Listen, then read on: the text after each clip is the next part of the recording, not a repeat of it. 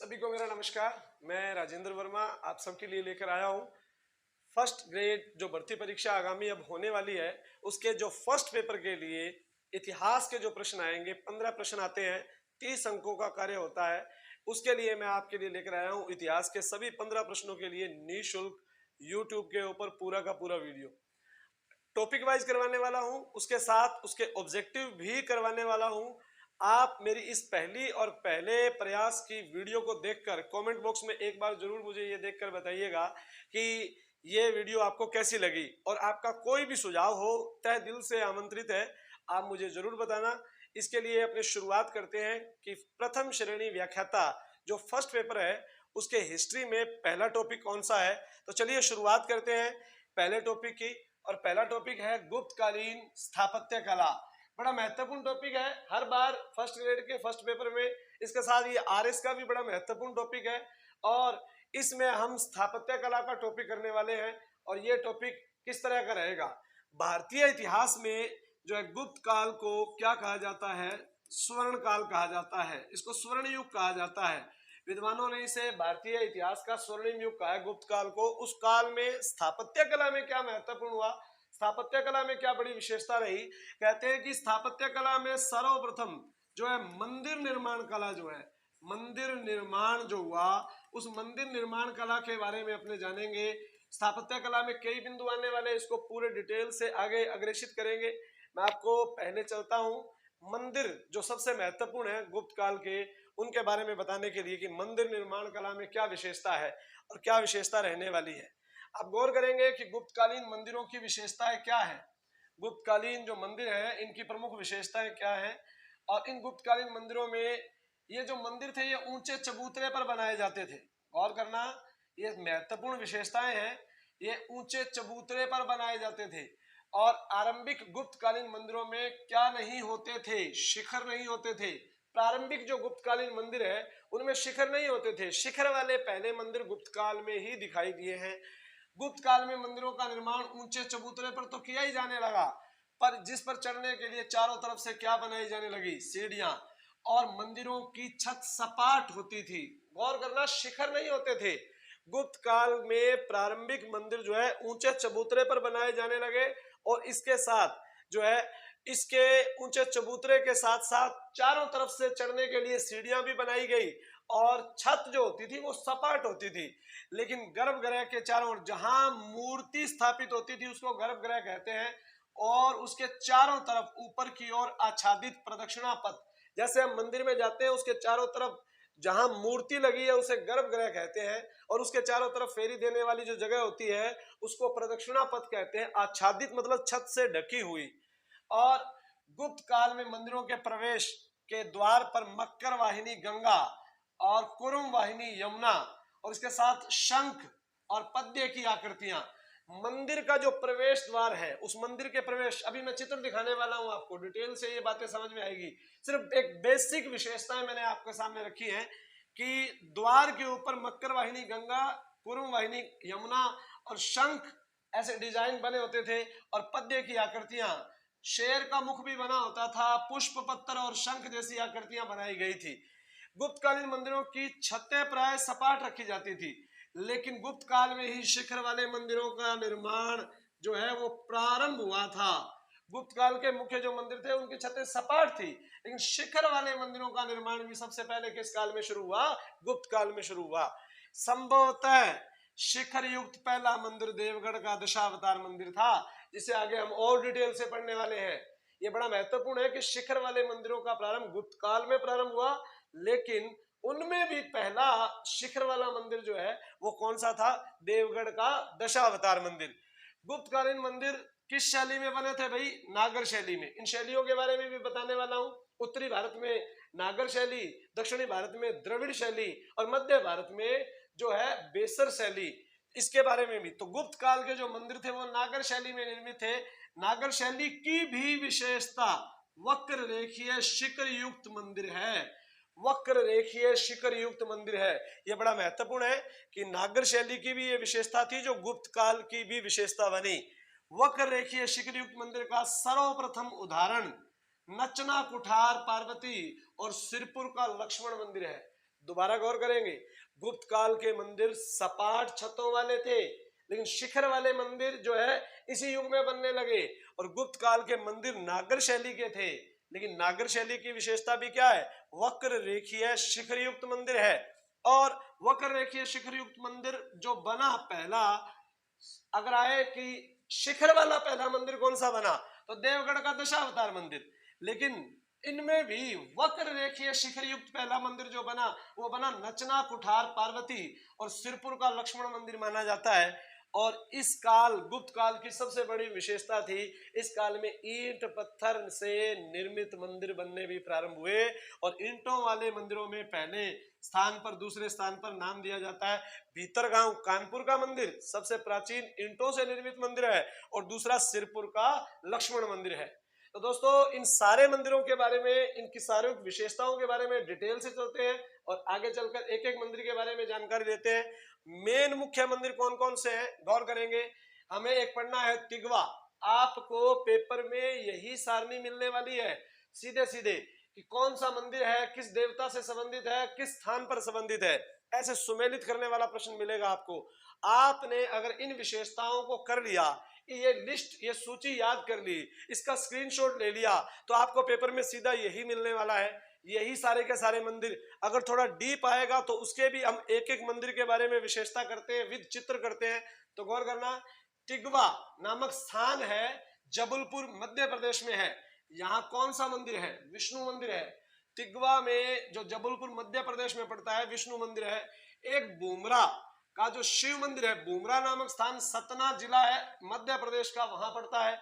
नचना कुठार पार्वती का मंदिर है, नचना कुठार नामक जगह अजयगढ़ मध्य प्रदेश में है। और एक देवगढ़ जो प्रथम शिखर युक्त मंदिर बताया था 10 अवतारों वाला दशावतार मंदिर, ये ललितपुर झांसी उत्तर प्रदेश। ये वेरी वेरी मोस्ट इंपोर्टेंट प्रश्न है और ये बहुत बार एग्जाम में पूछा गया है सीधे सीधे। ये सारे मंदिरों की सूचियां अब तक एग्जाम में आ चुकी हैं। हम इनको तो याद करेंगे ही करेंगे, इनके साथ इनकी डिटेल और याद करेंगे। एक मंदिर है खो नामक जगह है नागोद में मध्य प्रदेश के अंदर, और यहां मिला है हमें शिव मंदिर। खो का शिव मंदिर नागोद, आपको ये चीजें याद, तिगवा का विष्णु मंदिर, बुमरा का शिव मंदिर कहाँ है, किन जगह पे, नचना कुठार अजयगढ़ मध्य प्रदेश में। ये सारी चीजें आपको आराम से याद करनी है, लिख के याद करनी है। इनको याद कर लिया समझो गुप्त काल के मंदिर निर्माण कला के एक प्रश्न को फर्स्ट पेपर में सही कर लिया। भीतरगांव का जो मंदिर है वो लक्ष्मण मंदिर जो कानपुर में पड़ता है, उत्तर प्रदेश में पड़ता है, ईंटों द्वारा निर्मित मंदिर माना गया है। इसको डिटेल से करेंगे, अभी सिर्फ मैं मंदिरों की सूची बता रहा हूं आपको। सिरपुर का लक्ष्मण मंदिर, ये महासमुंद नामक स्थान पर छत्तीसगढ़ में अवस्थित है। सिरपुर का लक्ष्मण मंदिर। पहाड़पुर मंदिर, ये बांग्लादेश में पड़ता है, ये भी ईंटों से निर्मित।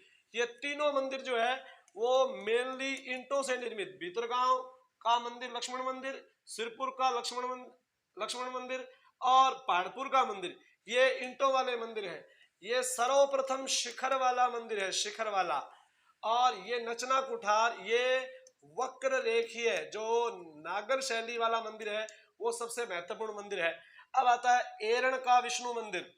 एरण का विष्णु मंदिर सागर जिला है एमपी का, यहाँ पड़ता है। और प्रारंभिक मंदिरों में गुप्तकालीन जो प्रारंभिक मंदिर माने गए हैं, अगर आपसे कोई सीधा ऐसा पूछ ले कि गुप्त काल का सबसे प्राचीन मंदिर कौन सा है, सपाट वाला, सीधी सपाट छत वाला, तो चलिए इसके बारे में जानते हैं। एक एक चीज आपको एक एक सूची याद रखनी है। अभी तक मैंने इसके बारे में कुछ भी नहीं बताया, सिर्फ परिचय करवाया है। इन सभी मंदिरों को एक एक डिटेल से विद चित्र करते हैं अपने और पूरी जानकारी लेते हैं। जैसे लिखा है सांची मंदिर संख्या 17। अगर आपसे कोई ये पूछे तो गुप्त काल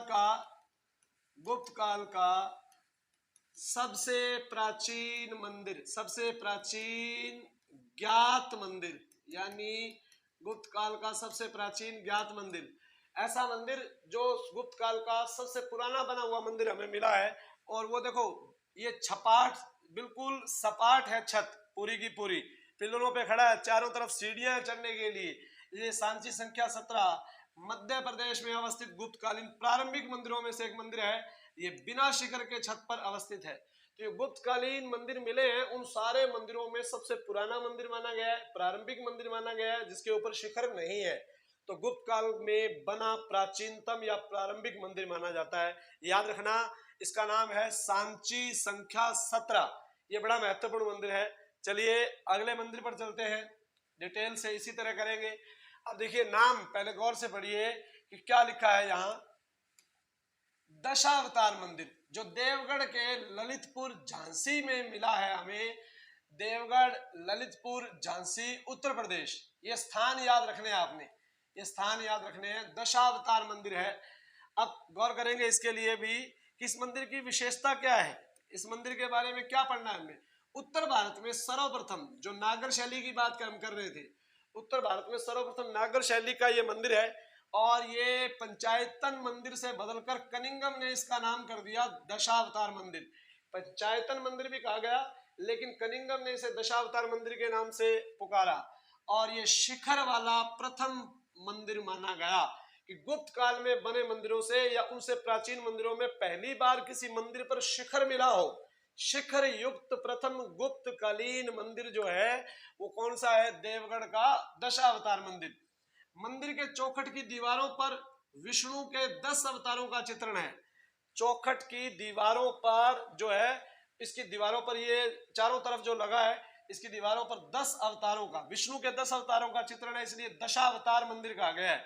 इसकी सबसे बड़ी विशेषता है कि शेष शाही विष्णु, यानी ये सामने बारीक अगले चित्र में दिखा रहा हूं, नर नारायण की तपस्या, शेष शाही विष्णु, नर नारायण तपस्या, गजेंद्र मोक्ष, अहिल्या उद्धार, ऐसी पौराणिक कथाओं वाले चित्र और उनकी कथाएं उत्कीर्ण हैं इस मंदिर की दीवारों पर।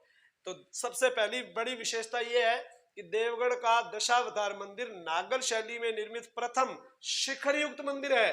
गुप्त काल भारत का पहला शिखर वाला मंदिर माना गया देवगढ़ का दशावतार। इसका जो प्रांगण है, उसके प्रांगण में भगवान विष्णु के 10 अवतारों का चित्रण किया गया है। यहाँ शेष शाही विष्णु और नर नारायण तपस्या और गजेंद्र मोक्ष, अहिल्या उद्धार आदि पौराणिक कथाओं का उल्लेख मिलता है।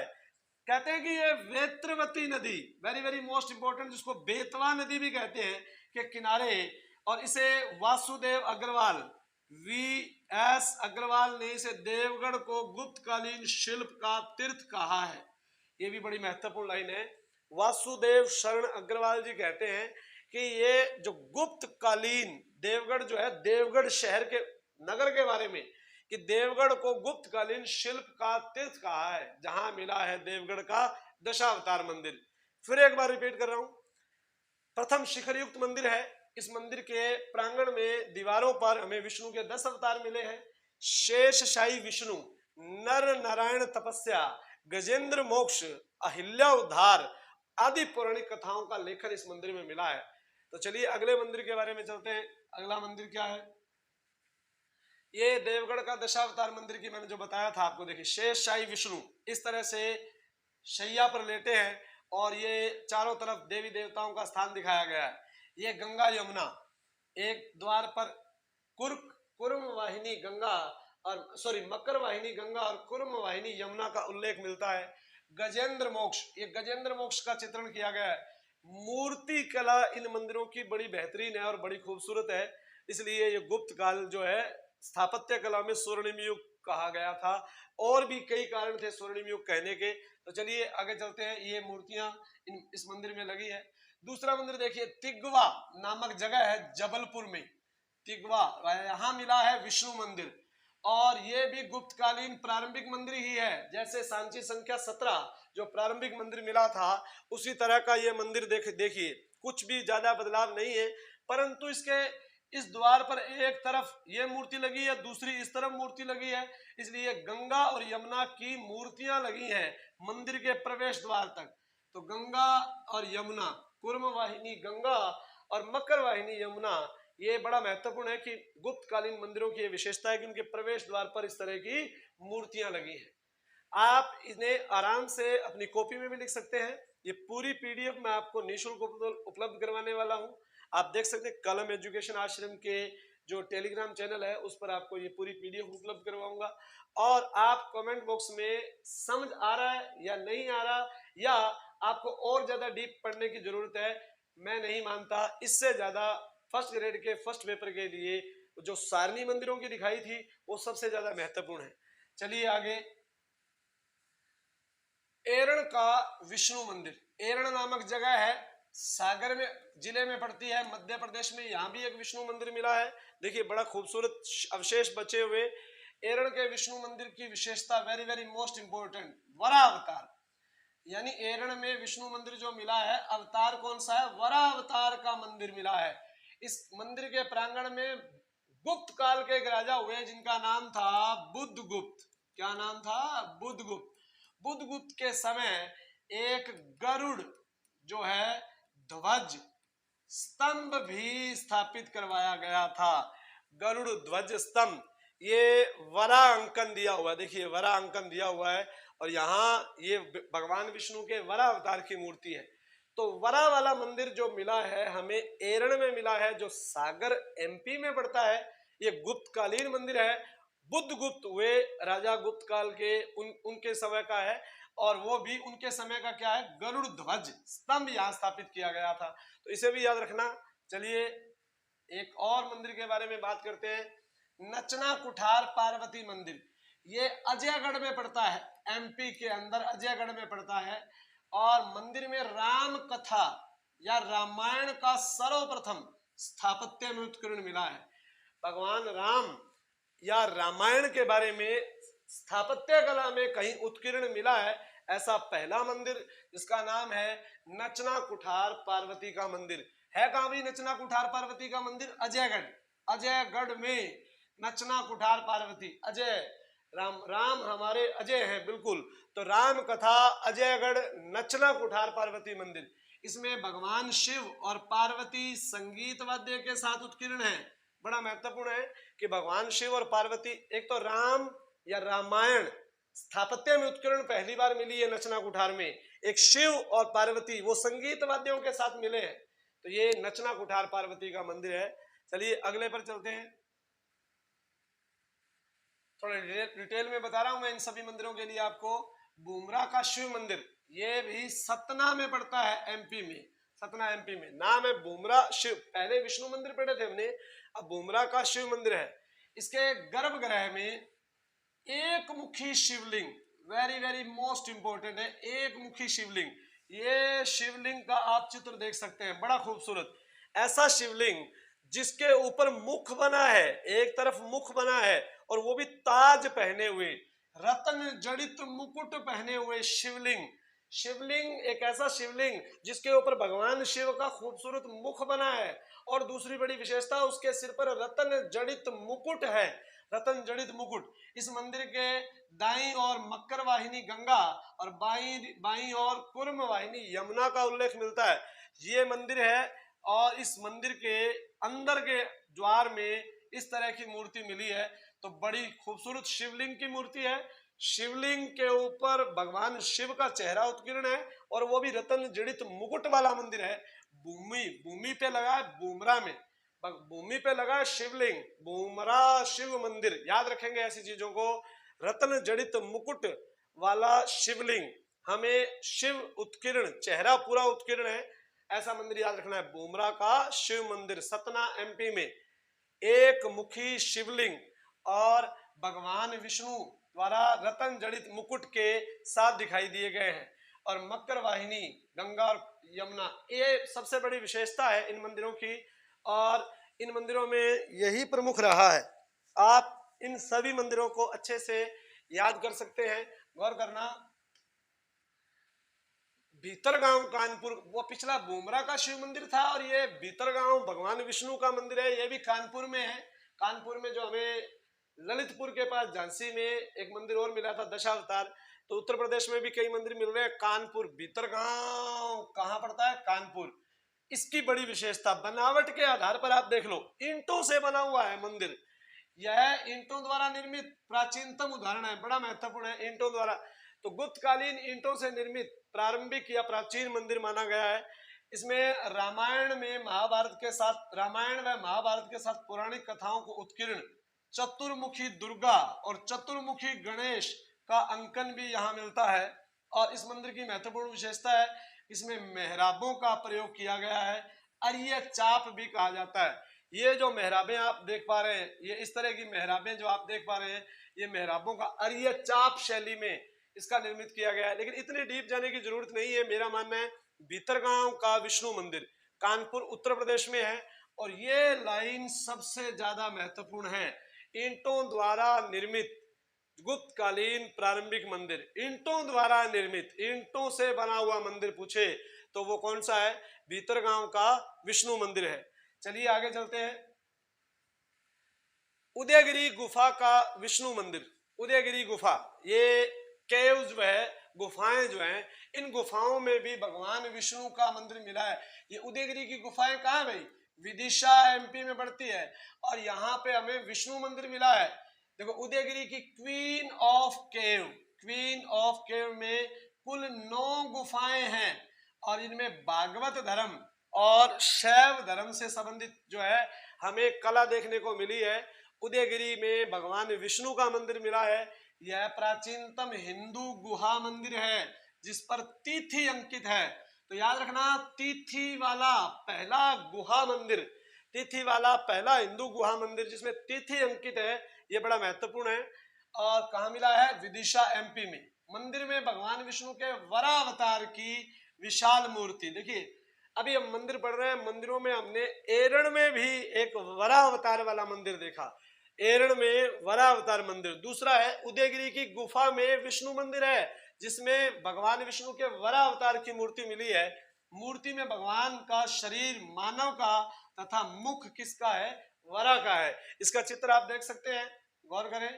ये देखिए, ये शरीर मानव का है और मुख वरा का है। ये देखिए, ये दूसरा चित्र देख सकते हैं, ये तीसरा चित्र देख सकते हैं। तो ये शेषशाही चित्र है, और ये वरा का अवतार, आपको वरा का अवतार वाला मंदिर उदयगिरी की गुफा में दिखाई दे रहा है। तो बड़े खूबसूरत मंदिर हैं। इन मंदिरों को सिर्फ और सिर्फ 15 या 20 मिनट में याद किया जा सकता है, और इतना शानदार तरीके से याद किया जा सकता है कि हम ये मान के चलें कि हमारा पेपर में एक प्रश्न सही हो गया। ये पॉजिटिव थिंक से आपने वो सूची पूरी याद करनी है। सूची याद हो जाए, मंदिर तिगवा जबलपुर में है, किसका है? शिव का है, विष्णु का है, किसका है? ऐसे याद करके उसके बाद डिटेल वाली आगे वाले मैटर को चेक कीजिएगा। पहले वो पूरी सूची याद करेंगे, फिर उसके बाद आगे वाले मंदिर करेंगे। चलिए हम एक चीज के बारे में थोड़ी सी और चर्चा कर लेते हैं कि इन मंदिरों के साथ साथ जो है मैं आपको गुप्तकालीन स्थापत्य कला में अगला पड़ाव भी करवाने वाला हूं, अगली विशेषताएं भी करवाने वाला हूं। तो चलिए आज की इस वीडियो में इतना ही। अभी की वीडियो में अगर आपको ये वीडियो अच्छी लगी हो तो मैं आपसे उम्मीद करता हूं कि मैं आपके लिए अगली वीडियो और बनाने वाला हूं। कमेंट बॉक्स में मुझे लिखकर जरूर बताना कि ये वीडियो पसंद आई या नहीं। जब ये गुप्तकालीन स्थापत्य कला का टॉपिक पूरा हो जाएगा तो उम्मीद करता हूं कि मैं 100 से अधिक क्वेश्चन सिर्फ एक टॉपिक के जिसमें सारा मैटर आ जाए वो मैं आपको करवाने वाला हूं। धन्यवाद।